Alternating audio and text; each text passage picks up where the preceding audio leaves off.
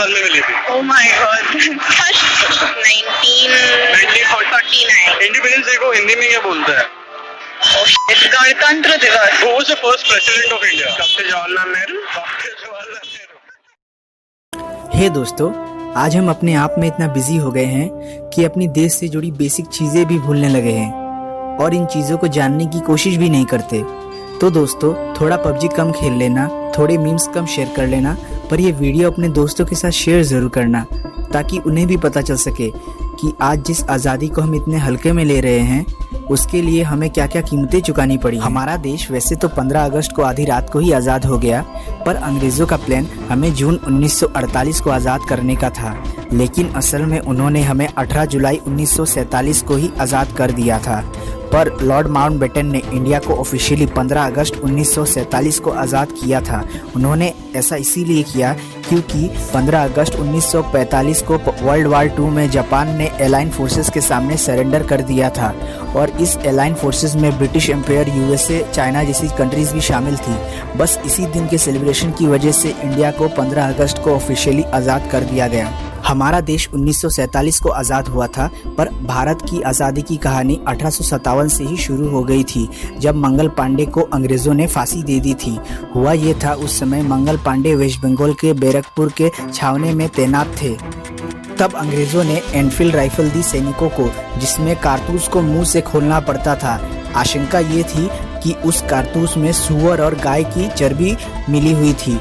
ये बात पूरे सैनिकों में फैल गई और सैनिकों ने उस गन को यूज़ करने से मना कर दिया, और जब उन्हें सैनिकों को फोर्स किया गया उस गन को यूज़ करने को, तब 29 मार्च 1857 को मंगल पांडे ने 2 ब्रिटिश को गोली मार दी। इसकी वजह से मंगल पांडे को फांसी दे दी गई, पर उनकी फांसी की वजह से पूरे देश की सैनिक छावनियों में विद्रोह फैल गया और भारत का आज़ादी के लिए संघर्ष शुरू हो गया। और इस संघर्ष को अंग्रेज़ों ने कई बार दबाने की भी कोशिश की, पर आखिरकार 1947 में भारत आज़ाद हो ही गया।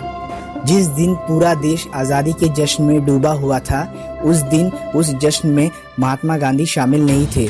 वो उस दिन पार्टीशन की वजह से भड़के हुए कम्युनल दंगे को रोकने के लिए भूख हड़ताल पे बैठे हुए थे। आज भारत की कई चीज़ों की वजह से भारत दुनिया भर में पहचाना जाता है, जैसे हमारे देश का तिरंगा, जिसे 22 जुलाई 1947 को एडॉप्ट किया गया था, और फ्लैग कोड ऑफ इंडिया 2002 के हिसाब से सिर्फ खाकी से बने हुए तिरंगे को ही फहराया जाता है और सिर्फ KKGSS के पास ही ये लाइसेंस है इंडियन नेशनल फ्लैग को मैन्युफैक्चर करके पूरे देश में सप्लाई करने का। हमारा संविधान 1950 में अपनाया गया था। हिंदी भाषा, जिसे 14 सितंबर 1949 में ऑफिशियल लैंग्वेज का दर्जा दिया गया। यहाँ मैंने ऑफिशियल कहा, नेशनल लैंग्वेज नहीं, दोनों में फ़र्क है। और नेशनल एनिमल टाइगर, जिससे 1973 को अपनाया गया था। इससे पहले लायन हमारा नेशनल एनिमल था। ये बात शायद ही आपको पता होगा। आज़ादी के वक्त हमने बहुत कुछ खोया और बहुत कुछ पाया भी, जैसे ये रॉयल बग्गी का किस्सा काफ़ी दिलचस्प है, जो प्रेसिडेंट यूज़ करते हैं कई ओकेजन्स पे। इंडिया और पाकिस्तान दोनों इस गोल्डन बग्गी को पा सकना चाहते थे। उस टाइम इंडिया के लेफ्टिनेंट कर्नल ठाकुर गोविंद सिंह और पाकिस्तान के आर्मी के साहबजादा यूसुफ खान के बीच एक टॉस हुआ। जो ये टॉस जीतता, बग्गी उसकी, एंड गेस व्हाट, ये टॉस हम जीत गए और बग्गी हमारी हुई, जो आज भी यूज़ करते हैं प्रेसिडेंट कई ओकेजन्स पे। जिस पार्टीशन की वजह से इंडिया पाकिस्तान के बीच ये बॉर्डर की लाइन दिखती है ना, इसे रेडक्लिफ लाइन बोला जाता है।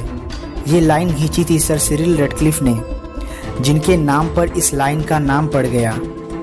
लाइन खींचने से पहले सर सिरिल रेडक्लिफ कभी इंडिया नहीं आए थे, और कहा तो ये भी जाता है कि उन्होंने एक टेबल पे पड़ी मैप पर आरी तिरछी लकीर खींचकर पाकिस्तान और इंडिया के ये बॉर्डर डिसाइड किया, क्योंकि उनके पास डिस्ट्रिक्ट बॉर्डर लाइन अवेलेबल नहीं था और रियल लोकेशन पे जाकर वहाँ की पॉपुलेशन मेजॉरिटी डेमोग्राफिक सेंसस करने का टाइम नहीं था।